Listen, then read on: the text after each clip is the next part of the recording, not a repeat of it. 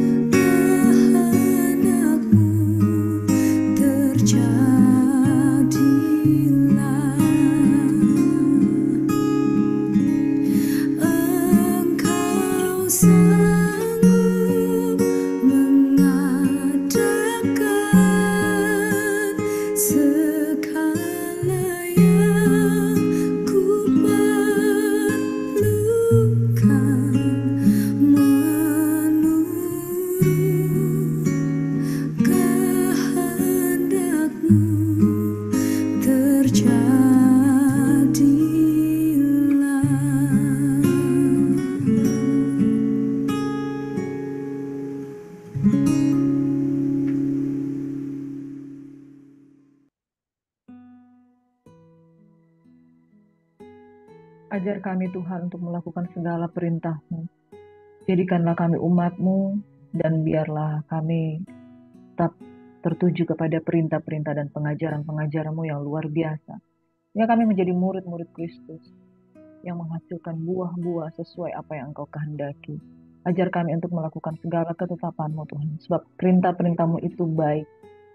Seperti Tuhan, kebenaran-Mu yang berkata. Kebenaran-Mu yang memerdekakan kami. Kebenaran itu Tuhan yang menjadi kekuatan di dalam kehidupan kami. Sehingga ketika kami melangkah, kami tidak akan salah. Kami tidak akan binasa. Ajar kami untuk melakukan perintah-Mu sebab firman-Mu itu benar dan baik adanya bagi kami. Dalam nama Yesus Tuhan kami berucap syukur. Haleluya. Amin. Shalom, selamat pagi sahabat Yesus yang diberkati oleh Tuhan Yesus Kristus. Dunia ini sedang lenyap dengan segala keinginan dan hawa nafsunya. Oleh sebab itu orang yang tetap mengandalkan Tuhan, dialah yang akan bertahan. Orang yang mengenal Tuhan akan tetap kuat dan bertindak. Firman Tuhan berkata bahwa hari-hari terakhir secupak gandum sedinar. Krisis ekonomi, krisis moneter terjadi di mana-mana. Tapi orang yang mengenal Tuhan itu akan diluputkan. Bapak Ibu Saudara yang diberkati oleh Tuhan Yesus Kristus, kelangkaan minyak terjadi di mana-mana. Beberapa hari ini ketika saya mengantri untuk membeli BBM, saudara, itu antri di mana-mana, saudara. Kita tidak tahu bahwa kedepannya akan terjadi apa lagi, saudara. Apakah akan terjadi kelangkaan minyak, Pertalite, Pertamax, Dexalite. Apakah akan terjadi kelangkaan atau tidak? Pemerintah akan menaikkan harga BBM atau tidak? Kita tidak tahu. Karena untuk perubahan kepemimpinan tentu saja ada kebijakan-kebijakan baru. Yang tentunya kita sebagai warga negara yang taat, kita harus taat terhadap aturan. Tetapi dampak dari krisis ekonomi yang terjadi oleh karena kebijakan-kebijakan pemerintah untuk sebanyak-banyaknya bagi kepentingan rakyat tentunya dengan menaikkan BBM ini tentu karena ada banyak pertimbangan. Misalnya, saudara kita tidak tahu ya, tetapi kelangkaan itu terjadi membuat kita berpikir ke depannya akan bagaimana. Kalau hari-hari ini kelangkaan BBM itu terjadi dan kedepannya akan ada kenaikan harga-harga, masyarakat Indonesia pasti akan mengalami yang namanya guncangan. Karena otomatis semua harga-harga naik. BBM naik, semua harga-harga akan naik. Kita tidak tahu ke depannya akan bagaimana. Tetapi firman Tuhan, bukankah sudah berkata bahwa secupak gandum sedinar harganya 3 cupak jelai sedinar. Artinya kelangkaan dan juga kemahalan itu berpotensi sangat besar terjadi. Bisnis-bisnis mengalami banyak ancuran. Bahkan mega-mega proyek, mega-mega bisnis, saudara, retail-retail yang besar itu mengalami bagaimana goncangan-goncangan terjadi di atas sana. Dan ungkapan sekali lagi itu diungkapkan bahwa akan digoncangkan sekali lagi apa yang dapat digoncangkan dan akan tinggal tetap apa yang tidak dapat digoncangkan. Saudara yang diberkati oleh Tuhan Yesus Kristus, saya tidak tahu apakah kegoncangan yang sedang terjadi di dalam kehidupanmu. Ada orang mengalami kegoncangan karena hubungan pernikahan. Ya, seorang istri meninggalkan suami dan membawa anaknya misalnya, dan goncangan di dalam pekerjaan yang tadinya engkau ada di dalam posisi yang bagus, tiba-tiba posisimu diturunkan atau engkau dimutasi, engkau dirotasi ke tempat yang lain. Goncangan-goncangan yang terjadi ketika engkau sudah melakukan yang terbaik, tetapi ternyata tiba-tiba engkau disangkakan perkara-perkara hukum yang membuat engkau mengalami ketakutan, kekhawatiran, kegoncangan, dan dalam hal ini ekonomi pun mulai terganggu. Dan mungkin penghasilanmu yang biasanya itu penjualan omsetmu begitu banyak, tiba-tiba pada hari-hari terakhir ini omsetmu begitu menurun. Dan itu mengakibatkan kegoncangan. Ada orang yang tidak tahan dengan goncangan mengalami shock. Dan karena dia mengalami shock, dia mengalami depresi. Dan ketika dia mengalami depresi, maka berbagai sendi-sendi kehidupannya mengalami goncangan. Bapak Ibu Saudaraku yang diberkati, Iblis datang untuk mencuri, membunuh, dan membinasakan. Tetapi Yesus datang untuk memberi hidup dan hidup dalam segala kelimpahan. Kalaupun hari-hari ini engkau mengalami kekurangan di dalam hal berkat secara materi, paling tidak engkau memiliki damai sejahtera yang berasal daripada Tuhan. Karena segala sesuatu akan digoncangkan, sedang akan menuju pada puncaknya. Goncangan-goncangan itu akan menuju pada puncaknya. Jikalau bukan karena orang benar, maka Tuhan tidak akan mempersingkat waktunya. Tuhan akan mempersingkat waktunya oleh karena orang-orang yang benar yang hidupnya tertuju pada Yesus. Itu sebabnya di dalam Matius 24 yang sudah kita belajar bersama-sama bahwa orang yang bertahan sampai pada kesudahannya akan selamat. Tapi orang yang tidak bertahan sampai pada kesudahannya tentu akan mengalami kebinasaan. Dan Injil harus terlebih dahulu diberitakan sampai pada ujung bumi. Barulah tiba kesudahannya.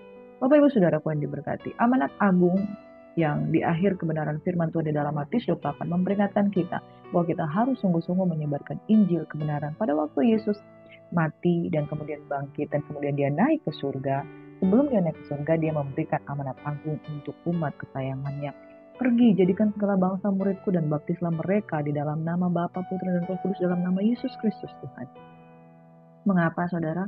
Karena bumi sedang lenyap, dunia sedang lenyap bersama segala keinginan dan hawa nafsunya. Itu sebabnya kita perlu Injil yang membuat kita bisa bertahan, yang membuat kita bisa menerima kabar baik dan luput dari kebinasaan. Dalam 1 Yohanes 2 ayat 17 berkata, dan dunia ini sedang lenyap dengan segala keinginannya. Tetapi orang yang melakukan kehendak Allah tetap hidup selama-lamanya. Dunia ini sedang lenyap dengan keinginan. Saudara, keinginan mata, keinginan daging, keangkuhan hidup. Jika kita berpatokan dan berpusat pada keinginan mata, keinginan daging, keangkuhan hidup, saudara, ketika kita kehilangan sesuatu, maka kita akan sangat mudah sekali goncang.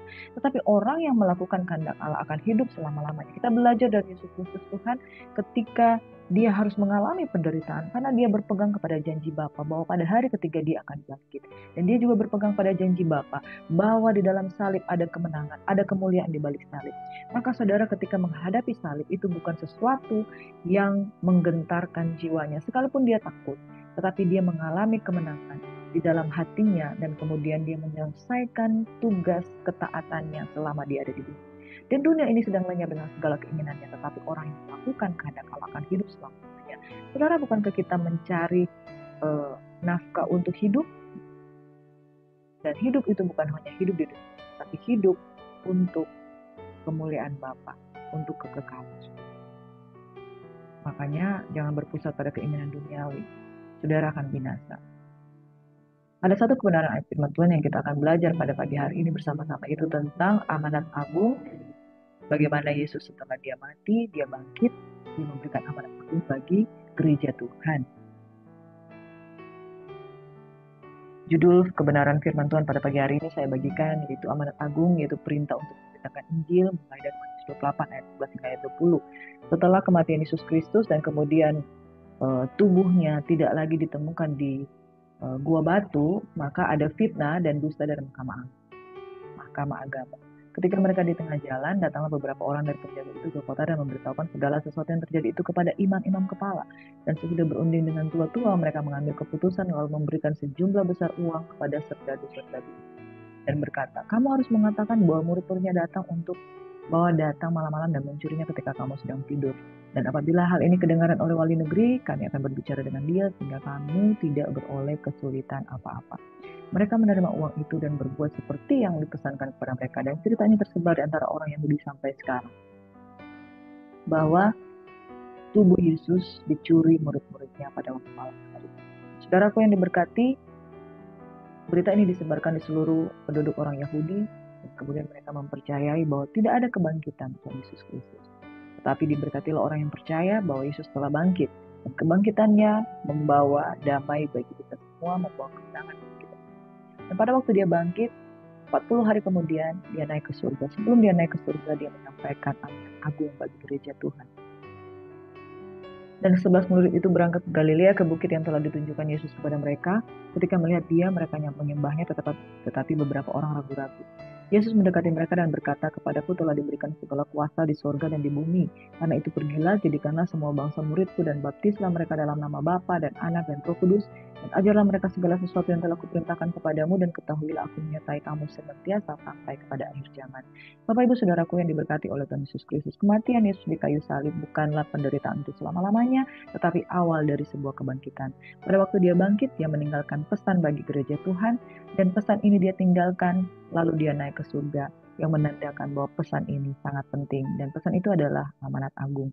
Pesan itu adalah mengingatkan kita, kepadaku telah diberikan segala kuasa di surga dan di bumi. Jadi pertama saudara, ketika Tuhan bersiap untuk naik ke surga, dia katakan kuasa di bumi dan di surga ada pada Yesus. Itu sebabnya saudara, yang pertama kita percaya bahwa kuasa di dalam nama Yesus itu dahsyat. Kuasa di dalam nama Yesus itu luar biasa. Yang sakit disembuhkan, yang susah dihiburkan, yang berbeban berat diberikan kelegaan, yang miskin diperkaya.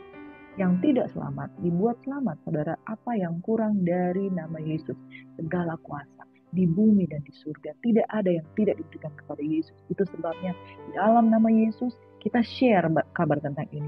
Dalam nama Yesus ada jaminan. Dalam nama Yesus ada kemenangan. Dalam nama Yesus ada keselamatan. Dalam nama Yesus ada kesembuhan. Dalam nama Yesus ada pemulihan. Dan semua yang terbaik yang Tuhan janjikan ada kuasanya di dalam nama Yesus. Itu yang pertama. Kedua, diutus. Yang pertama kita paham bahwa kuasa Allah itu dahsyat. Yang kedua diutus. Pergi. Go. Spread the gospel. Pergi itu adalah tindakan. Pergi itu adalah diutus. Pergi itu adalah bergerak. Pergi itu adalah move on. Ya, ketika Abraham disuruh keluar dari Ur Kasdim, dia pergi. Dia betul-betul pergi, saudara. Pergi itu bukan tinggal di tempat. Pergi itu bukan berdiam diri. Pergi itu bukan tidak melakukan apa-apa. Pergi itu diutus, berbuat, bekerja, dan tidak berhenti sampai Tuhan datang pada kali yang kedua. Yang kedua, pergi. Jadilah utus. Yang ketiga, jadikan segala bangsa muridku. Yang ketiga, saudara memuridkan. Saudara ketika selesai memberitakan Injil, jangan biarkan mereka bertumbuh sendiri, tapi muridkan mereka. Bahkan pemuridan ini bisa kita lakukan jarak jauh, ya. Lewat pelayanan beasiswa ini, kami memuridkan. Salah satunya murid kami itu Jerry Simbolon, dan kami berdua dia terus bertumbuh menjadi anak yang luar biasa.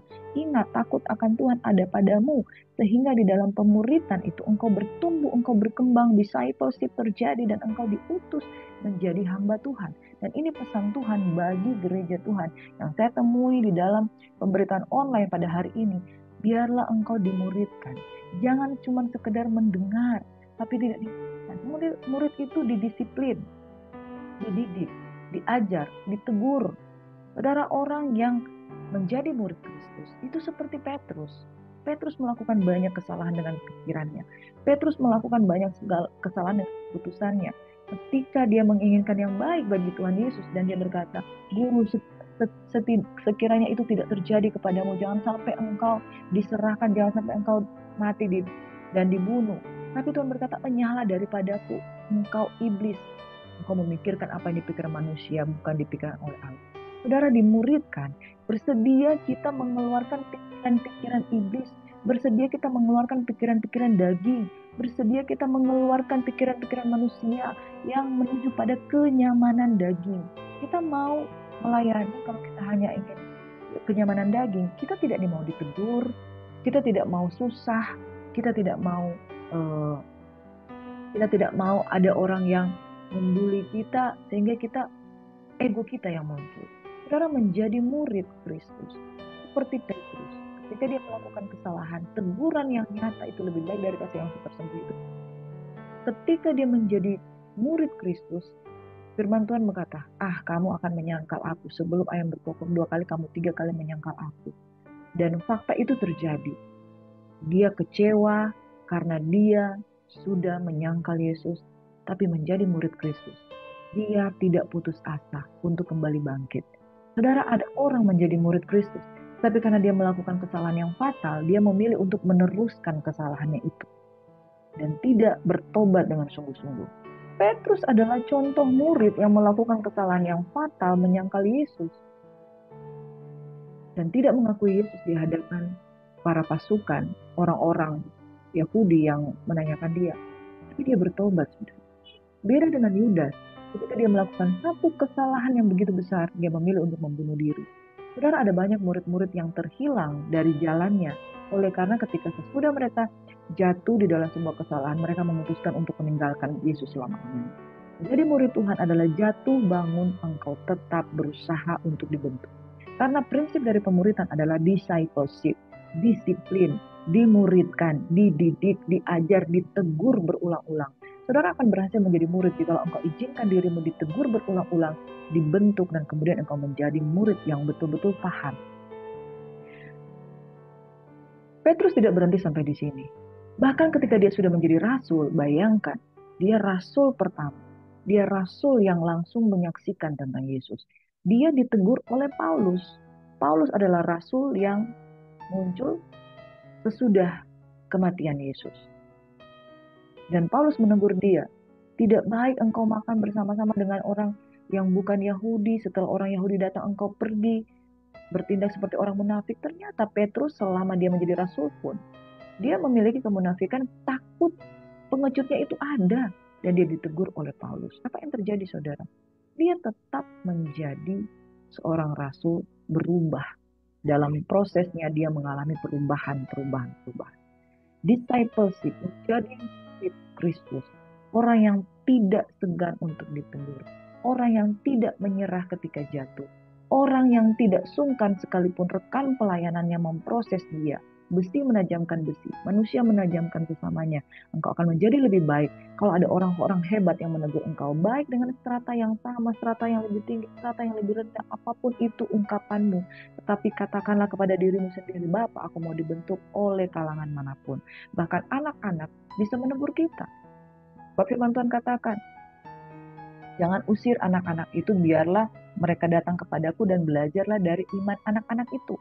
Amin, saudara. Kita bisa belajar dimuridkan dari apa saja. Jadi yang pertama, percaya kepada kuasa Yesus yang pergi mau diutus. Pergi, jadikan segala bangsa muridku. Jadilah murid. Jadilah murid dan jadikan murid. Jadikan murid. Jangan cuma mengajar tapi jadikan murid. Dan murid ini harus mau diproses, harus mau dibentuk, harus mau didisiplin. Yang keempat, baptis. Baptis itu perlu karena baptis itu adalah tanda orang percaya meninggalkan manusia lama. Beri dirimu dibaptis, ditenggelamkan, dan engkau punya komitmen. Saudara, orang kalau mau menikah ya menikah aja, ya. Tapi mereka membuat upacara untuk pernikahan itu. Dan di depan Tuhan disahkan sebagai suami istri. Demikian pula baptisan, itu sebuah sakramen yang kudus, yang di hadapan Tuhan kita mengesahkan diri, kita meninggalkan manusia lama. Sebagaimana komitmen pernikahan yang kita buat di hadapan Tuhan, baptisan adalah komitmen yang kita buat di hadapan Tuhan, menenggelamkan manusia lama dan bangkit di dalam manusia baru di dalam Kristus. Baptislah mereka dalam nama Bapa, Anak, dan Roh Kudus. Ini yang paling penting.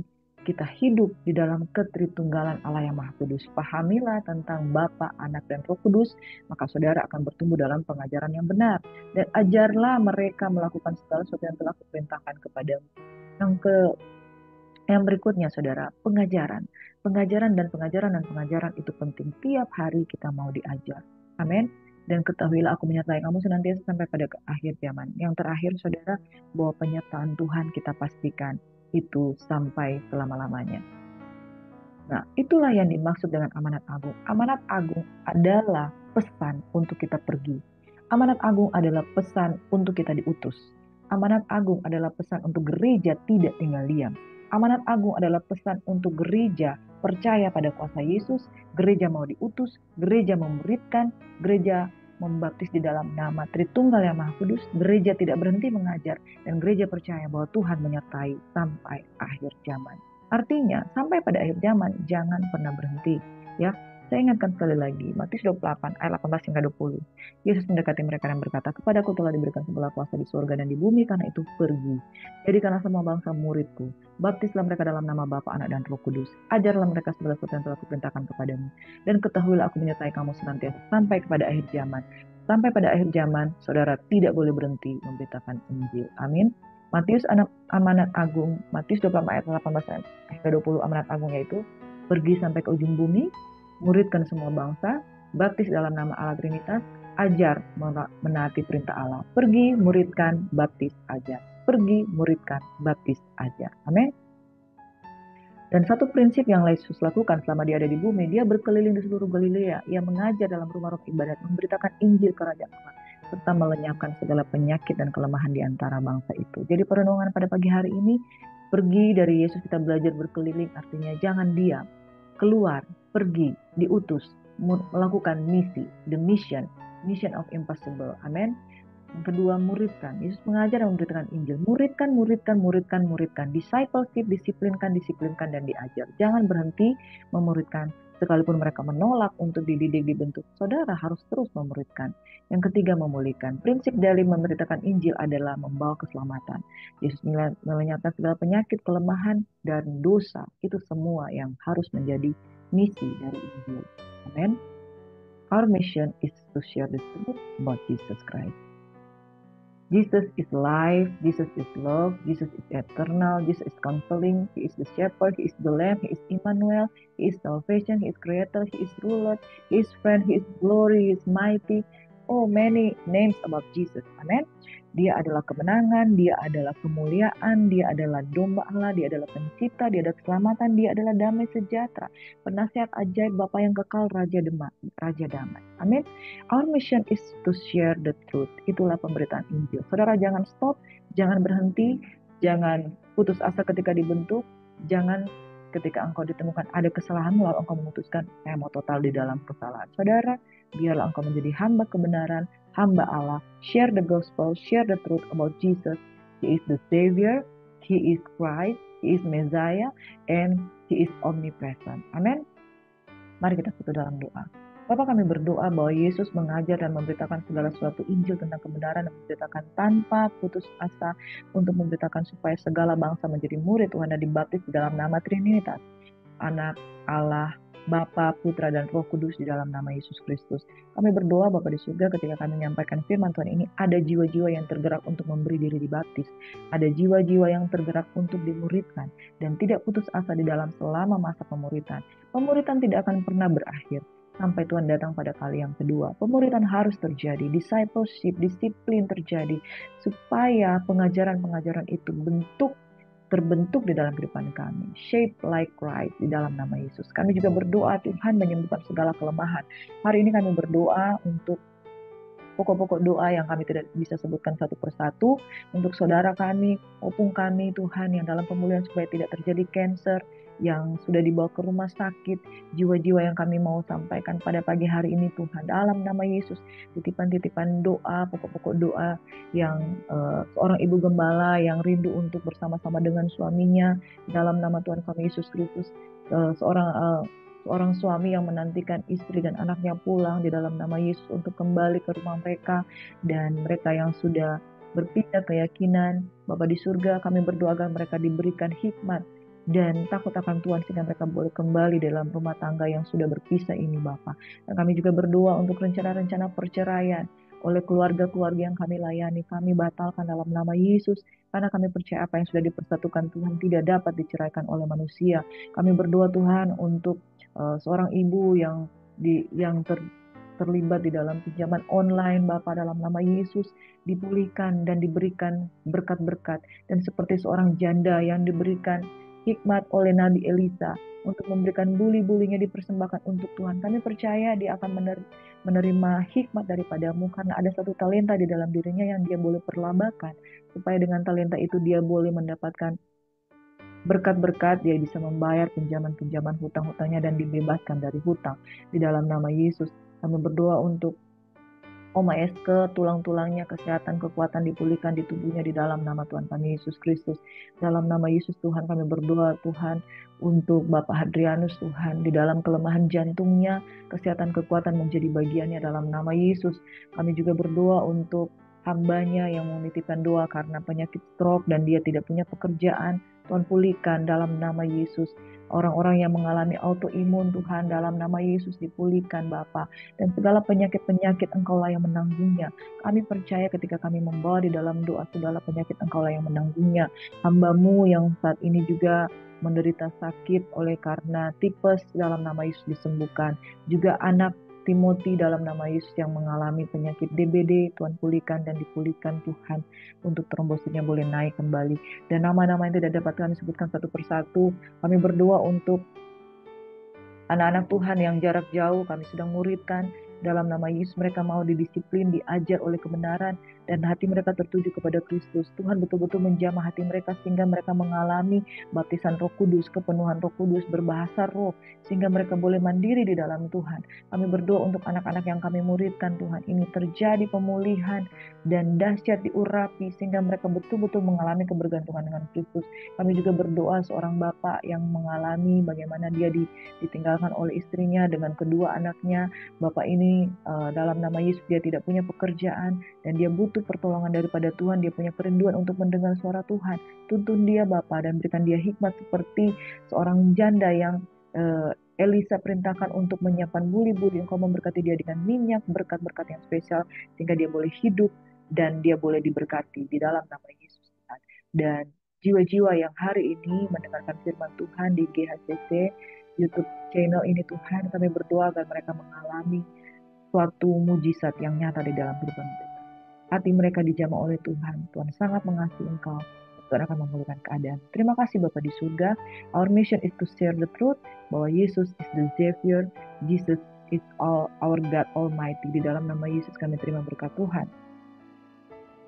Pengurapan yang manis di dalam Tuhan Yesus Kristus, Allah Tritunggal yang Maha Kudus, menyertai, memimpin, membimbing dimanapun engkau berada, di disiplin sebagai murid Kristus yang terus dibentuk, diajarkan segala sesuatu tentang ketetapan-ketetapan Tuhan.